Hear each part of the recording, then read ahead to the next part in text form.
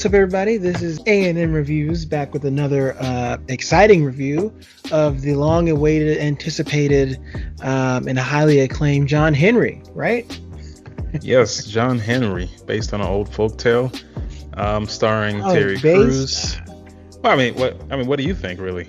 All they have in common is a name and hammers. Well, yeah, big, strong man with a hammer.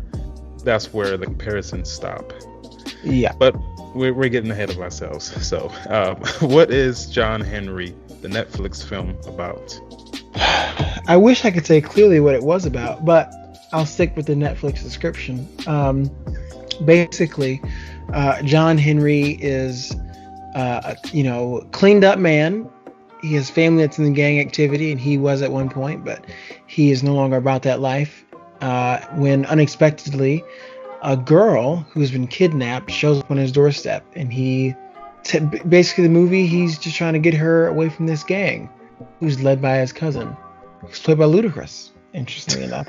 Don't know why. That's all that makes sense. The rest of it, I don't know. But, John Henry, the folk tales a strong black man works on railroads, like a superhero figure. In this, it's Terry Crews, and he's just being a very sad Terry Crews. I don't know why he has to sound a little slow. That wasn't really elaborated on. Well, before we go into the movie, I think this is one of his only leading roles. There's a reason. Well, usually he's the comedy relief. He plays a small part. Yeah. But it usually is pretty good. And I wish there was more to the plot in this one. But, his dog is killed in the beginning by a gang by accident. Same people kidnap the girl's brother, who doesn't know them, who just met them somehow because their dad had a second family. But now this brother cares about them and attacks the gang. And now the gang's after the brother and the girl who got away. She also has a brother with her. They're from Honduras. Right. And they just show up on the brother who's in America on his doorstep. And I guess he's just supposed to accept the story and be like, okay, well, now you're my brother and sister. And she gets kidnapped. But this is at the beginning of the movie.